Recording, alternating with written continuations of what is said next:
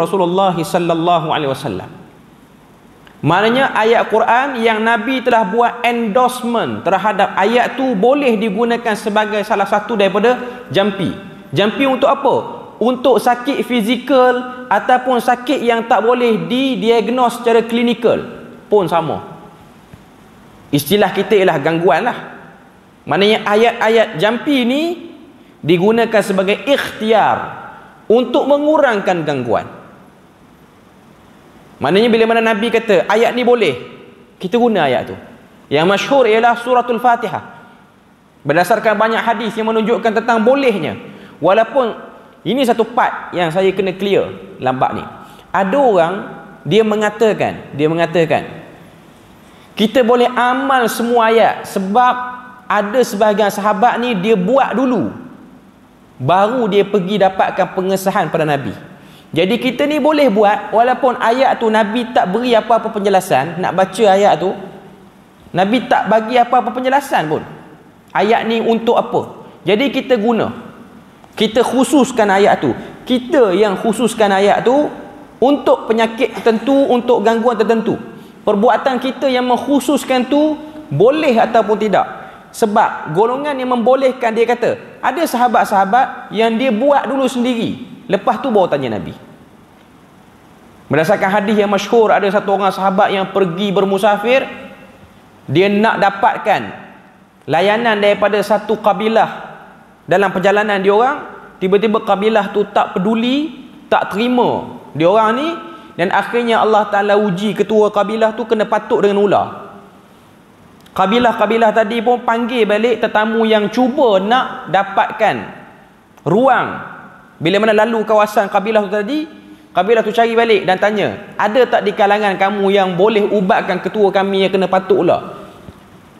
Maka seorang sahabat yang ada dalam kumpulan tu, dia kata, kalau kami boleh buat, kamu nak bagi tak ini? Saya sebut secara umum lah, hadis tu panjang, iaitu nak bagi upah. Apa dia? Upah kambing ke apa? Okay. Maka kabilah tu setuju dengan syarat boleh ubatkan. Akhirnya sahabat tu pergi, dia bacakan suratul Fatihah pada air, lalu air tu diletakkan, direnjiskan pada tempat yang kena patuk ular tu, dan akhirnya ketua kabilah tu dia bangkit dalam keadaan macam tak pernah kena patuk. Okay.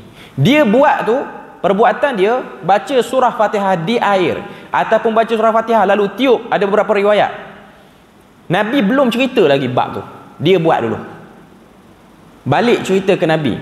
Waktu dia buat tu, ada sebahagian sahabat mengingkari perbuatan tu. Dia kata, macam mana kamu boleh buat dalam keadaan benda ni Nabi tak buat apa-apa pengesahan pun? Akhirnya berlaku sedikit ketegangan. Tambah pula kawan tu ambil upah, sebab kabilah tu dah janji kalau sembuh kita akan bagi upah. Balik ke Madinah, jumpa Nabi, cerita daripada A sampai Z. Nabi kata, daripada mana kamu tahu surah Al-Fatihah itu mengandungi khasiat sebagai jampi? Jawapan sahabat tu, dia kata, aku tak tahu daripada mana-mana, cuma aku rasa surah ni mesti ada kelebihan sebab dia selalu diulang-ulang. Memang surah Al-Fatihah disebut dengan Sab'ul Mathani, 7 ayat yang diulang-ulang. Itu adalah Al-Quran. Lalu Nabi kata, benar apa yang kamu buat, dan berikan pada aku bahagian daripada upah yang kamu dapat tu. Ij'alli nasiban. Dalam hadis tu kata, jadikan bahagian upah kamu dapat tu, bagi sikit dekat aku. Dengan bukan Nabi paksa, tapi Nabi minta dengan dia, dan kawan tu, sahabat tu bagi. Okey.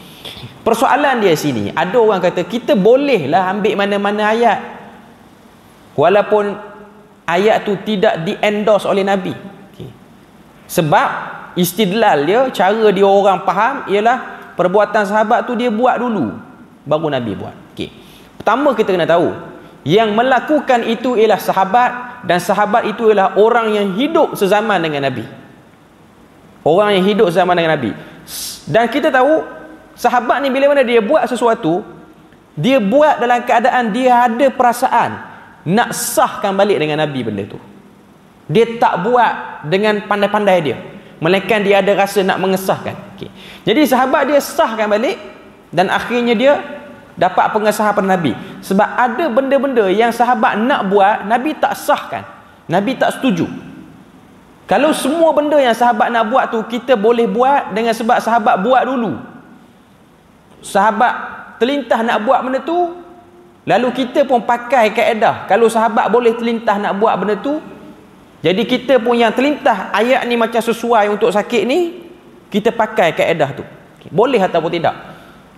Jawapannya yang tepat ialah tidak boleh. Walaupun ada pandangan terpencil para ulama yang membenarkan, itu saya tak nafikan dalam bab ni. Tapi suara ramai para ulama menyebut pada asalnya tak boleh buat memandai-mandai dalam bab ni. Sebab ada part-part tertentu Nabi ni dia tak setuju dengan pilihan sahabat.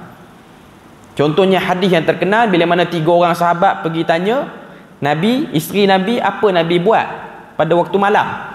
Aisyah pun cerita, ada riwayat kata Aisyah, ada riwayat kata Ummu Salamah, Nabi buat itu, Nabi buat ini. Jadi dia orang kata kalau inilah yang Nabi buat, maka kita kena lebih lagi, iaitu kita ni kalau puasa jangan berbuka sampai letih baru buka puasa. Kita kalau bangun malam jangan berhenti sampai mengantuk gila-gila baru berhenti.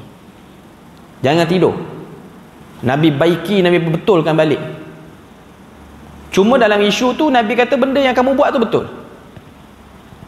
Macam baru ni saya ada satu kuliah cerita tentang bab ni juga di masjid mana pun tak tahu, tak ingat. Okay.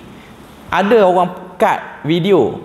Saya kata tak boleh mengamalkan sesuatu yang kita ambil daripada benda yang tak jelas, walaupun benda tu dia menggunakan ayat Al-Quran.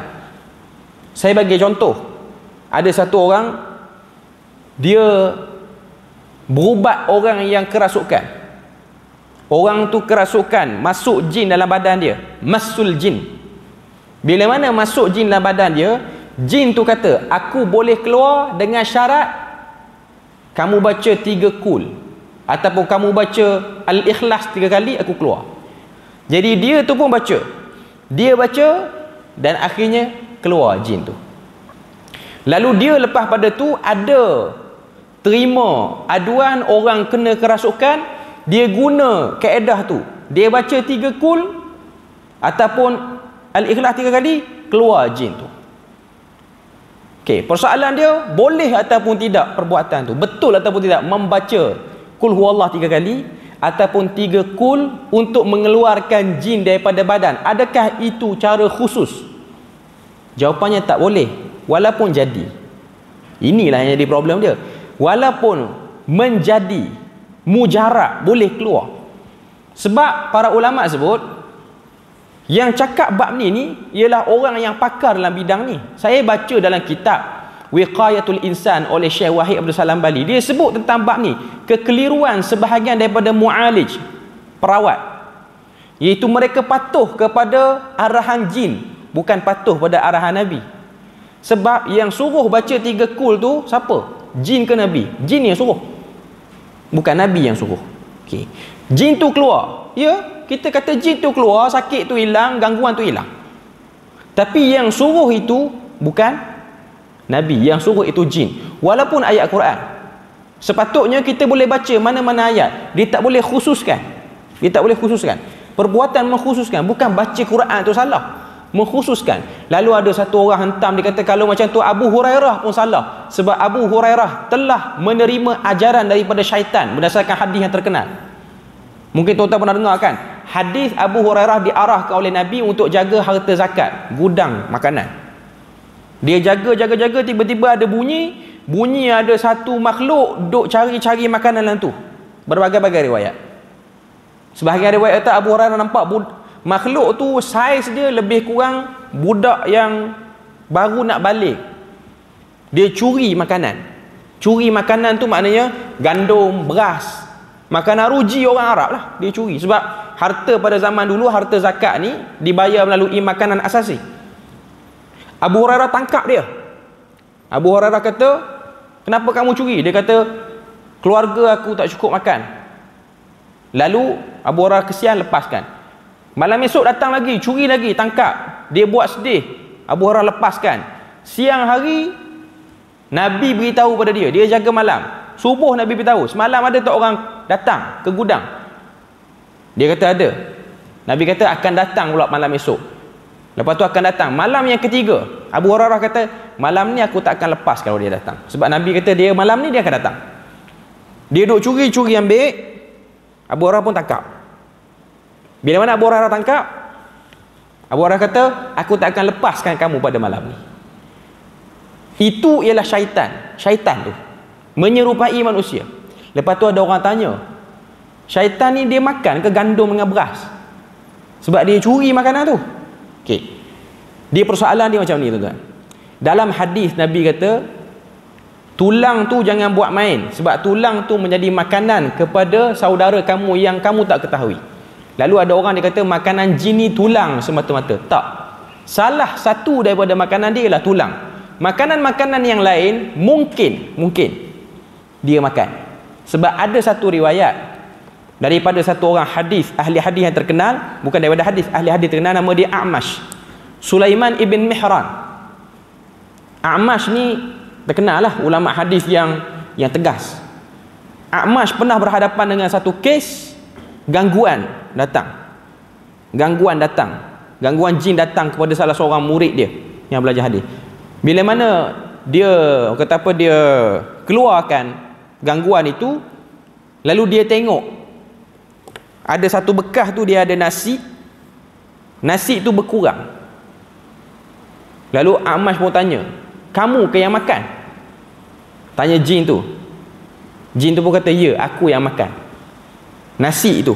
Nasi yang dah dimasak lah. Okay. Maknanya dia makan.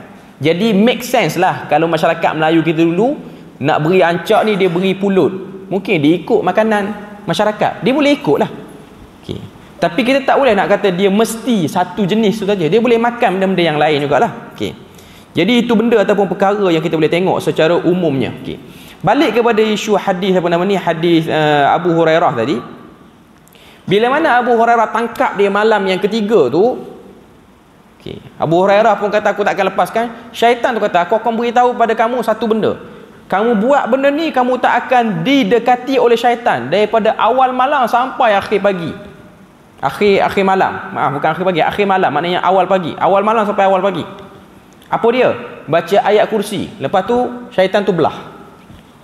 Esok Nabi pun beritahu pada dia, semalam ada orang datang. Ya, ada datang. Dia beritahu apa? Dia beritahu ini. Iaitu baca ayat kursi boleh jauhkan pada syaitan. Nabi kata, sadaqaka wa huwa kadhubun. Sebahagian riwayat sebut, dia benar waktu dia kata baca ayat kursi boleh jauh pada syaitan, tapi dia tu penipu. Syaitan tu penipu. Apa yang dia sebut tu betul, tapi dia penipu. Okey. Ada orang dia kata, tengok Abu Hurairah, dia ambil. Okey, beberapa persoalan yang kita boleh timbulkan. Pertama, waktu Abu Hurairah terima ajaran tu pada syaitan, dia tak amal terus. Dia tunggu esok. Dia tak amal terus. Esok baru Nabi buat endorsement, baru Nabi buat pengesahan benda tu betul. Jadi saya nak sebut sini ialah sebarang benda-benda yang diarahkan oleh jin ataupun syaitan, kalau yang mengarut, mungkin kita tak akan ambil.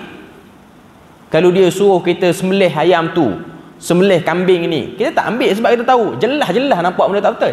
Tapi yang problem bila mana dia suruh kita baca ayat ni, ayat tu pula ialah ayat Quran. Di sini yang jadi tempat keliru dia. Sebab membaca ayat Al-Quran, poin dia ialah membaca ayat Al-Quran, membaca doa-doa. Tapi kita kena nampak asas dia, kaedah dia ialah kita patuh arahan tu. Dia bukan datang pada hadis, bukan datang pada Quran juga, dia datang daripada jin. Jin tu pula ialah jin yang kacau orang. Jin yang kacau orang. Okay. Ayat Quran tak salah lambat ni. Yang salahnya ialah kepatuhan, kekeliruan pada kepatuhan pada benda tu. Okey. Jadi nak sebut pada kita sini, balik pada isu jampi ni, para ulama sebut kalau jampi itu datang pada Quran sunnah yang di-endorse oleh Nabi, maka amalkan. Dan untuk kes Quran, untuk bacaan Quran, seluruh ayat Quran tu boleh dijadikan sebagai jampi secara umum, seluruhnya, tanpa ada pengkhususan kaifiat mana-mana pun. Tuan-tuan tengok, satu orang dia kena histeria yang betul-betul histeria, bukan histeria sebab mental. Dia histeria, orang kata apa, dengan sebab betul-betul kerasukan jin. Dia kadang-kadang histeria ni sebab mental. Tuan-tuan tengok orang-orang yang ada cikgu di sekolah, kes histeria, terutamanya sekolah asrama ni. Histeria ni biasa berlaku bila, saya tak kata semua, tapi pandangan saya lah, sebab saya pernah dipanggil oleh setengah-setengah sekolah sebelum saya datang ke Perlis ni untuk handle kes ni, tapi saya tak ambil lah sebab saya tak reti pun ilmu ni secara umumnya. Okay. Cuma saya selalu tanya, yang histeria tu tingkatan berapa? Tingkatan 3 dengan 5. Kebetulan waktu tu nak dekat dengan PMR, nak dekat dengan SPM. Pressure kelas tuition banyak, kerja sekolah banyak, memungkinkan untuk orang tu jadi histeria tanpa jin masuk dalam badan, tapi dia histeria aja. Itu normal. Orang bila mana dia banyak benda dia fikir, dia jadi kerasukan, seakan-akan kerasukan. Sebab histeria ni ada beberapa condition dia lah. Okay. Yang kedua ialah memang dia masul jin. Memang dia kena disentuh oleh syaitan. Okay. Yang tu cerita lain. Okay. Maknanya kalau dia nak baca Quran secara keseluruhannya, tak ada masalah. Tapi kalau dia nak khususkan, dia kena tengok pengkhususan itu ada tak disebut dalam hadis. Kena rujuk. Contoh nak baca surah Baqarah keseluruhan. Okey, ada. Memang Nabi sebut, Nabi kata la yastati'ul batalah. Orang yang baca surah Baqarah ni dan juga surah Ali Imran ni tidak akan boleh dikalahkan oleh mana-mana sihir dan gangguan pun. Itu memang Nabi sebut.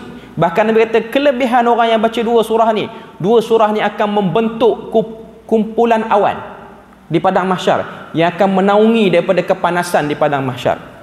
Selain daripada itu Nabi kata la yastati'ul batalah.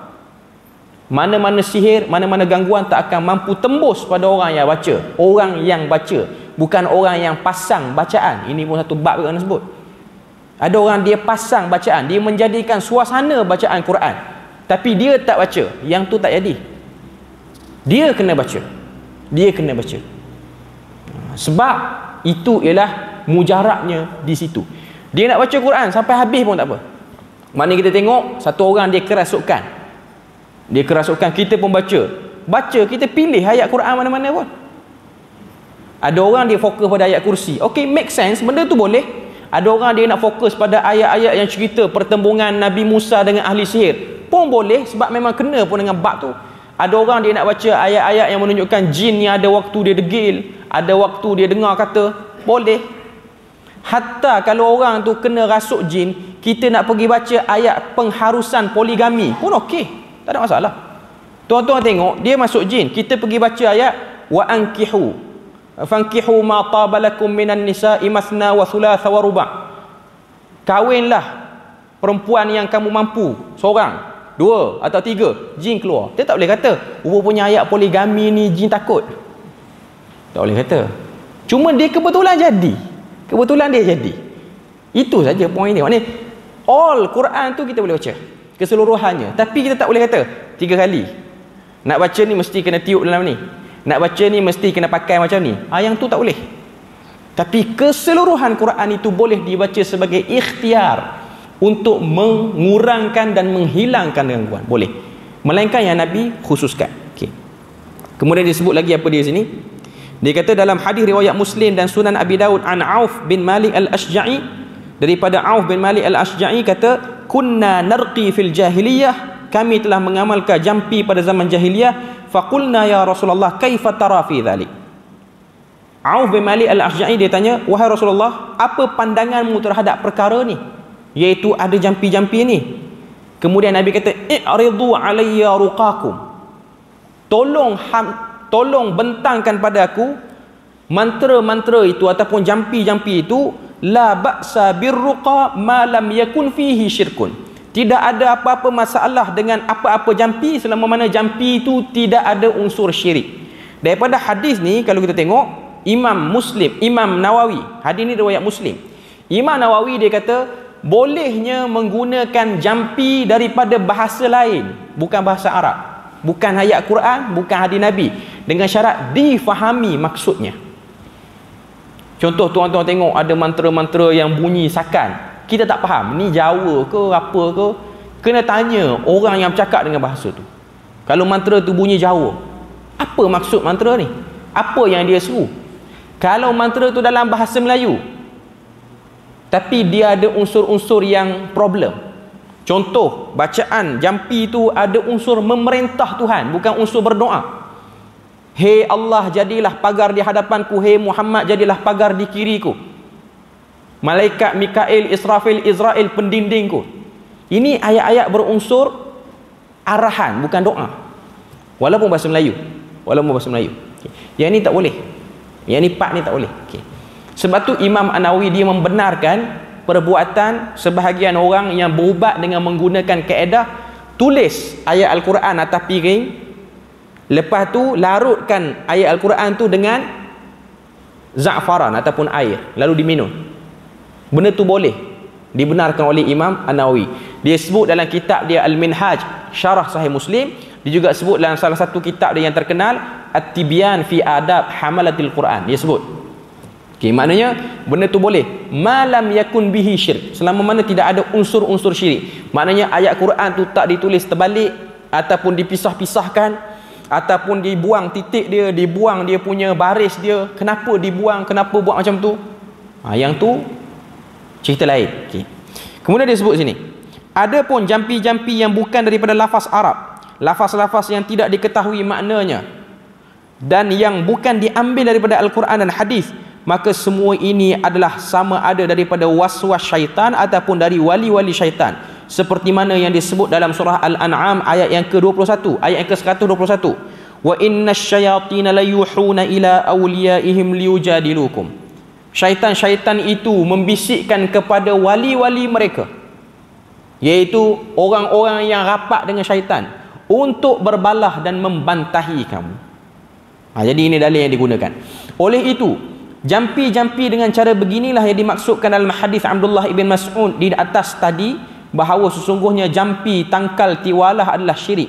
Ini adalah kerana orang yang menyebut lafaz-lafaz jampi itu sendiri tidak mengetahui adakah ia daripada nama-nama Allah atau nama-nama malaikat atau nama-nama syaitan. Ia juga tidak mengetahui sama ada dalam lafaz-lafaz ini perkara-perkara kekufuran atau keimanan, ataupun adakah di dalamnya hak dan kebatilan.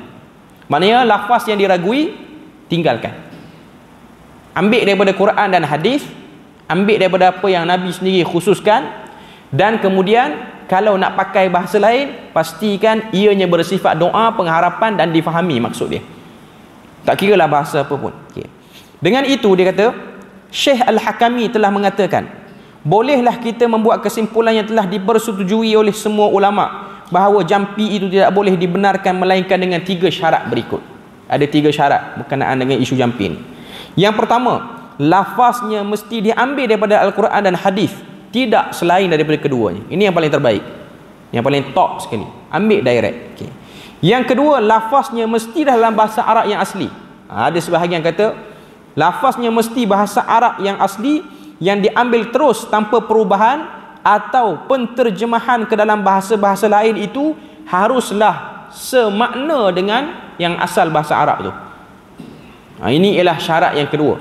Syarat yang ketiga diletak, mesti diiktikadkan bahawa jampi ini merupakan salah satu sebab daripada sebab tertakluknya kekuasaan Tuhan untuk mengubah gangguan itu ataupun mengangkat penyakit itu. Bukan kerana kita iktikad ayat tu yang power, bukan. Tapi power tu datang pada Allah Azza wa Jal. Cuma Tuhan meredai perbuatan menjemput penyembuhan itu melalui pembacaan ayat tu, melalui pembacaan ayat itu. Di samping itu, para ulama berbeza pendapat pula berkenaan kebenaran menggantung tangkal-tangkal yang merupakan ayat-ayat Al-Quran di tubuh kanak-kanak atau binatang-binatang atau alat tunggangan. Maknanya isu guna azimat daripada ayat Quran. Azimat tu memang tulis ayat Quran terus. Ada khilaf di kalangan para ulama.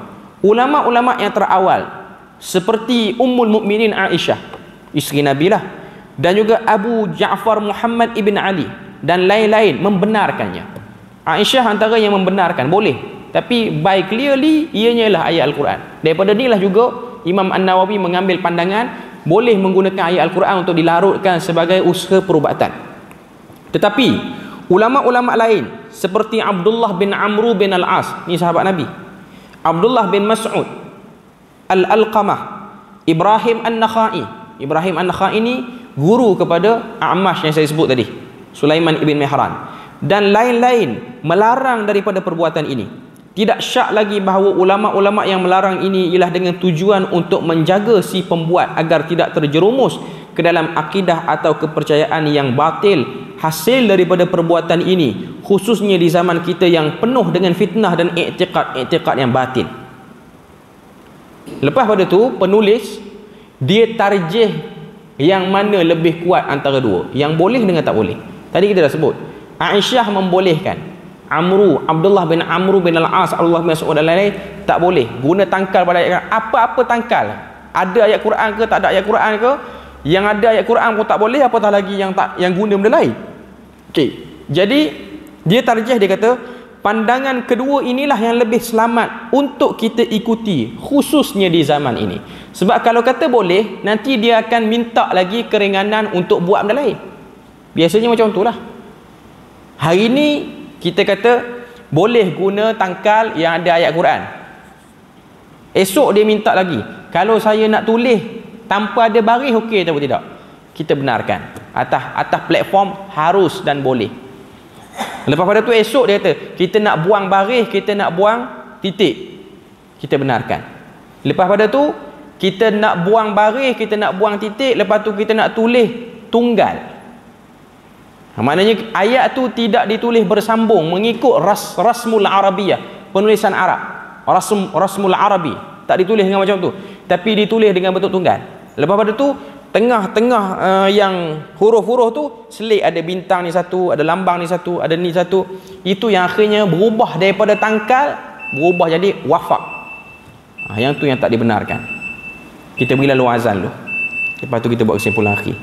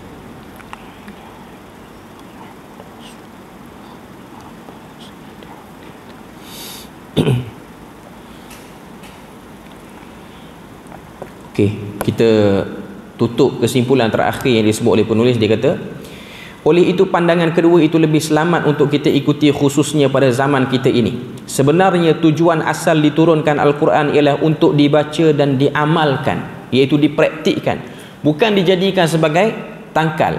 Di sebaliknya kita dapati banyak daripada golongan yang memakai tangkal-tangkal daripada ayat Al-Quran ataupun menggantung ayat-ayat Al-Quran di mana tempat, mempunyai pendapat atau sikap menyerahkan bulat-bulat hal keadaan diri mereka kepada tangkal tersebut tanpa usaha yang lain, apatah lagi cuba menghayati perjalanan hidup mereka seperti mana yang dikehendaki dan dituntut oleh Al-Quran dan hadis tersebut. Maknanya Al-Quran itu diturunkan untuk ditadabburi. Al-Quran bukan diturunkan untuk menjadi bacaan peneman kepada si mati, bukan menjadi bacaan kepada orang sakit, tapi menjadi bacaan kepada orang hidup dan pedoman kepada orang yang nakkan kebaikan dalam hidupnya. Itu ialah maksud sebenar daripada Al-Quran itu sendiri. Okay. Jadi alhamdulillah kita selesai untuk bab yang ke-9. InsyaAllah pada kali yang akan datang kita akan masuk bab yang ke-10, iaitu bab berkaitan dengan kufur dan iman. Ini nak cakap tentang kufur, sebenarnya cakap tentang syirik. Okay. Jadi setakat itu saja. Moga Allah Ta'ala beri kepada kita rahmat dan berkat. Subhanakallahumma wa bihamdika asyhadu an la ilaha illa anta wa astaghfiruka wa atubu ilaik. Wassalamualaikum warahmatullahi wabarakatuh.